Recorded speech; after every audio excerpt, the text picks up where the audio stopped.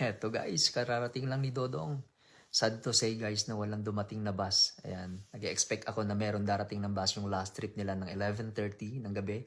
Kaso nga lang walang dumating. So I'm trying to search doon sa online nila, sa transit, kung meron darating. Kaso nga lang, na-realize ko na holiday, long weekends ngayon, September 1 to September 4. So, nagkataon na unang araw nila September 4 at nagkataon din na holiday. So, I think wala talagang basta darating ng ganung oras. 11:30 kasi yung last trip nila. So, ayun guys. Napagastos ang dodong nyo guys ng $13. Nag-cab tayo, ayan. Nag-taxi tayo guys. So, it's okay guys. At least nakarating tayo ng safe dito sa bahay. Ayan, so, thank you so much everybody for watching my reels. Ayan, maraming salamat. And, kakain na ang dodong guys. Kasi may pasok ulit bukas. Bye!